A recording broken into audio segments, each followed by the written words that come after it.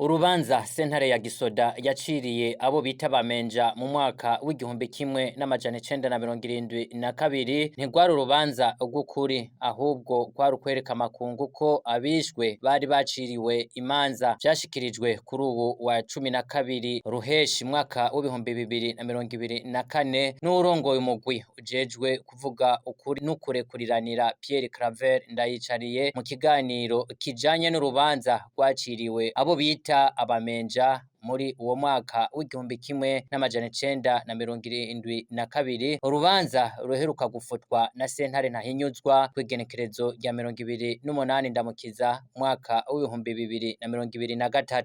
Bajya abantu bose bavugwa ko baciriwe imanza dufise inyandiko cane z'Igitega cane z'Ibujumbura, benshi muri bo baciriwe imanza bamaze gushika mu Binogo bose commune. Turafise nabo tuzi ku giti cacu bishwe itariki 29 z'ukwa kane, 30, itariki 1, itariki 3.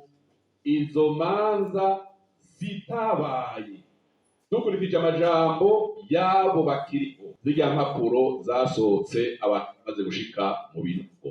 Ibinogo vy'Imashitsi, Igitega, Nyabunyugu Igitega, Ruvubu Igitega, Mutobo Igitega, Buterere n'ahandi Bujumbura. Icitwa imanza cavyaye inyandiko archive, cari kije gufasha leta ya Micombero kwereka isi ko abishwe atishwe atamanza zabaye. Pierre Claver Ndayicariye amenyesha bimwe mu bigaragaza ko urwo rubanza rutari ugukuri. Iri ngingo uru rubanza rwaje gufuta ivyo zirya manza zose zafashe kw'ingingo vyose.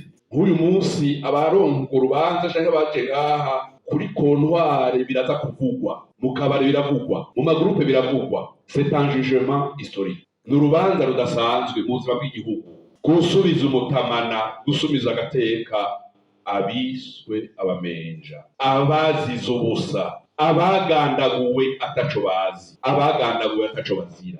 Ndayicariye asaba abarundi cane ugwaruka canke abatakoze ibibi vyo mu mwaka w'igihumbi kimwe amajana 972 kudasubira guhakana ivyo batakoze canke batabonye, kuko ngo mugwi severe waraganiriye n'abantu batandukanye harimo abasoda, mbere n'abari mu busho butandukanye muri ico gihe, harimo n'abakurambere bemeje ko mu Burundi habaye ihonyabwoko.